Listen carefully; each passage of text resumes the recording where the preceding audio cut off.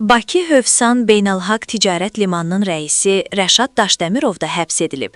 Yeni Sabah APA-ya istinadən məlumat verir ki, o, Cinayət Məcəlləsinin 206.4, 213 1.2.2, 213 1.2.3 və 308.2-ci maddələri üzrə ittiham elan edilib.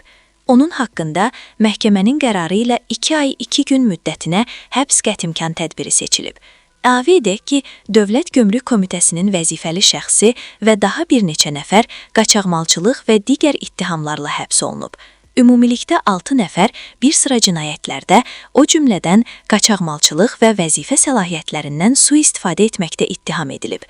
Uzun illər Xüsusi Dövlət Mühafizə Xidməti rəisinin müavini olmuş general-leytenant Cəbrayıl Usubovun oğlu Fərid Usubovun həbsi ilə bağlı yeni detallar bəlli olub.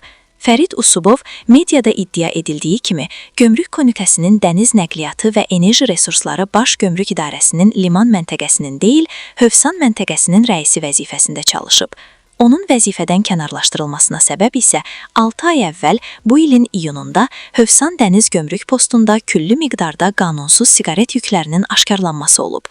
Qeyri-qanuni yük partiyasının aşkar edilməsindən sonra məsul şəxslərlə bağlı daxili araşdırmalara başlanılıb və DQK sədri general-leytenant Şahin Bağırov tərəfindən Fərid Usubovun sərəncama götürülməsi barədə əmr imzalanıb. Daha sonra isə o həbs olunub. Əlavə edək ki, Dəniz Nəqliyyatı və Enerji Resursları Baş Gömrük İdarəsinin liman məntəqəsinin rəisi Tural Muradovdur.